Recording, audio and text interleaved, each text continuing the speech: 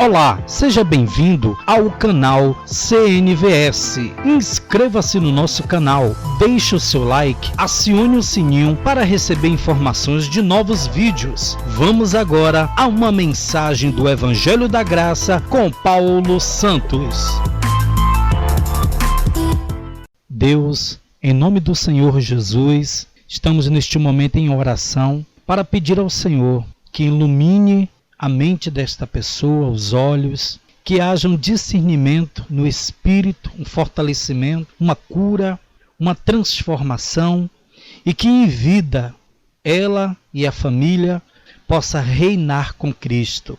Obrigado por esta oportunidade desta mensagem estar chegando a esta vida, a este lar, a esta casa. Que Deus te abençoe em nome do Senhor Jesus. Vamos à mensagem. Falar do Evangelho da Graça não é fácil. O apóstolo Paulo, ele disse que o Evangelho que ele recebeu para pregar para nós gentios não foi dado por homem, mas ele recebeu do próprio Deus. Este Evangelho que durante muito tempo, dentro de uma igreja, nós aprendemos assim, de dizermos, vou para a igreja, hoje tem culto lá na igreja, poxa, eu não posso ficar sem ir para a minha igreja. Nós temos essas frases, que com o decorrer do tempo, elas vão ficando fixas em nossa mente, gravadas ali em nosso coração. Então, falar do Evangelho da Graça, ele é desafiador. Por que eu vejo dessa forma?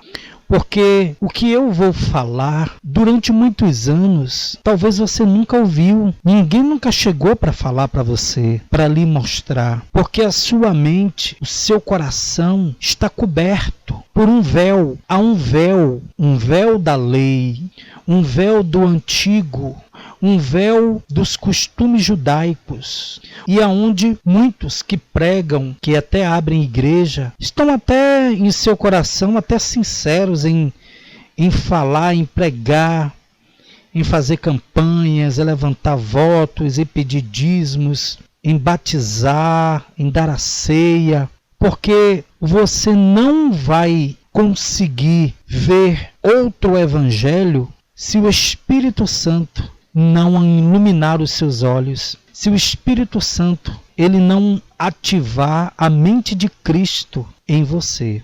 E se você não tiver esse despertamento, há um véu sobre o seu coração, que por mais que eu venha falar, se ele não agir sobre você, você não vai entender nada. Pois bem, abra sua Bíblia no livro de 2 Coríntios, no capítulo 3. Abra sua Bíblia no livro de 2 Coríntios, no capítulo 3, a partir do versículo 12. 2 Coríntios, capítulo 3, versículo 12. Tendo, pois, tal esperança, servimos de muita ousadia no falar, e não somos como Moisés, que punha um véu sobre a face, para que os filhos de Israel não atentassem na terminação do que se desvanecia. Versículo 14. Mas os sentidos deles se embrotaram, pois até o dia de hoje,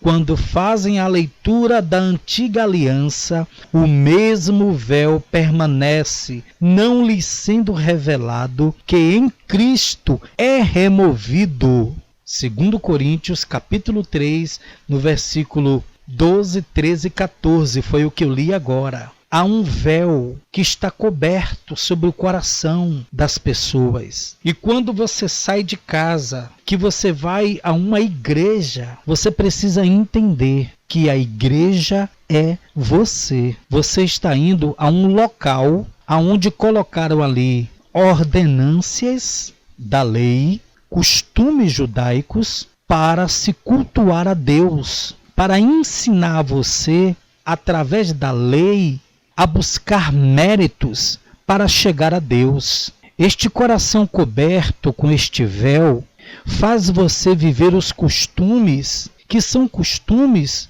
judaicos, que foram trazidos por Moisés para aquela época, o povo judeu. Os judeus estavam discutindo porque Jesus disse: eu sou o pão vivo que desceu do céu. E eles não entendiam E eles diziam muitas vezes nas frases colocadas por Jesus, nas palavras de Jesus, nas parábolas que eles não entendiam, eles diziam que Jesus estava blasfemando, que como é que ele poderia ser antes de Moisés, como é que ele pode ser um pão vivo que desceu do céu, se ele era filho de Maria, filho de José carpinteiro, porque Jesus veio e nasceu através de uma obra do Espírito Santo, nasceu naquela mulher para que viesse e cumprisse toda a lei de Moisés. A vinda de Jesus na terra foi para cumprimento de todas as ordenanças, de todas as leis que havia na lei de Moisés, no ministério de Moisés, para que depois disso, na cruz do Calvário, quando ele morresse, o sangue dele derramado, pagasse toda a dívida que nenhum homem, nenhuma mulher, ninguém poderia pagar essa dívida. Diante de Deus hoje, nós não temos a acusação do pecado de Adão e Eva. Estamos na graça, favor que nós não merecíamos. Mas o Jesus, ele nasceu, o Filho do Homem nasceu e fez com que todas as leis fossem cumpridas em sua vida. Quando se batizou, tem um sentido. Tudo que ele praticou tem um sentido de cumprimento das leis.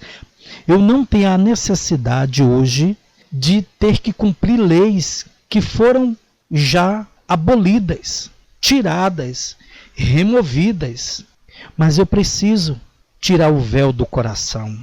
Eu preciso ouvir a verdade do Evangelho. Eu preciso ter a minha mente de Cristo ativada. Por um veio o pecado, mas por um também saiu o pecado. Por Adão, o homem, veio o pecado, mas por Cristo veio a graça, veio a liberdade de espírito. Fomos acesos no espírito, fomos levantados no espírito, éramos caídos e hoje somos acesos, vivos no espírito, livres do pecado que separava o homem de Deus. Então você precisa ter a sua mente ativada, os seus olhos iluminados, os seus ouvidos abertos. Estou falando de forma espiritual, porque Deus, ele não veio tratar com a minha carne, com a sua carne. Deus veio em espírito para falar com os espíritos. É necessário que você entenda isso. E Moisés colocava um véu, porque a lei já estava no término dela.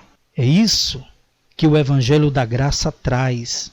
A nossa liberdade de não estarmos presos a nenhum costume, mais a nenhum. Quando eu digo nenhum costume, eu não estou falando do cristão, do evangélico, melhor dizendo. Eu não estou falando do evangélico na igreja. Eu estou falando de todo ser humano que está preso a uma religião, que está preso a dogmas. Essa pessoa, ela pode estar em qualquer religião. Jesus aboliu, Jesus já pagou por todo e qualquer tipo de ato que me prende, que me escraviza como religião. Entenda isso. Aquele que tem hoje os olhos iluminados, aquele que hoje está vivendo a pura graça do Evangelho, é livre. Ninguém te julgue pelo que come, pelo que veste, nem pelas festas de sábado. Ninguém te julgue.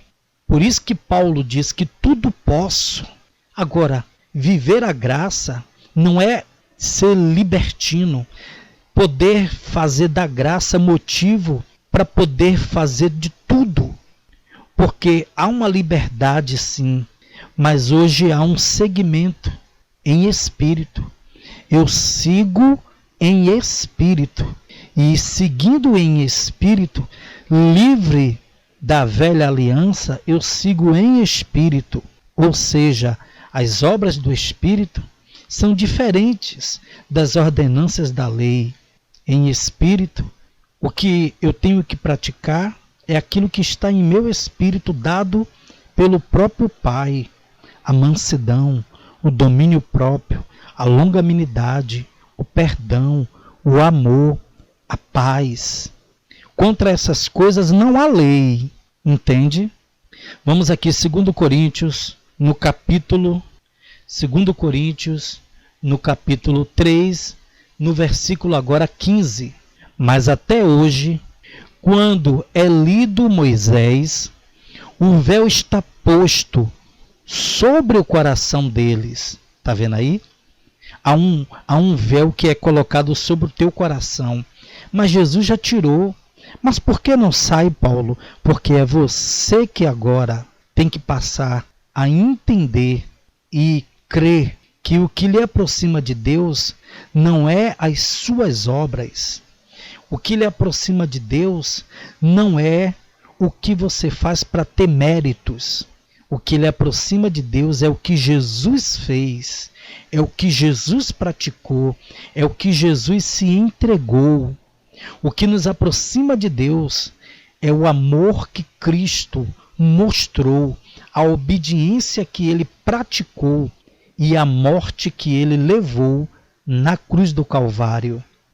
O que nos aproxima de Deus é você hoje aceitar que há um outro evangelho que não lhe oprime, que não lhe escraviza, que não faz você se sentir culpado por ter faltado uma ceia, por não ter dado um dízimo. Não pode o homem hoje ser escravo, sendo que já foi abolido. Mas nem todos terão esse entendimento, porque também não vem do homem, mas vem do próprio Deus. Eu não estou aqui te pregando a palavra para ganhar você para Jesus. Não.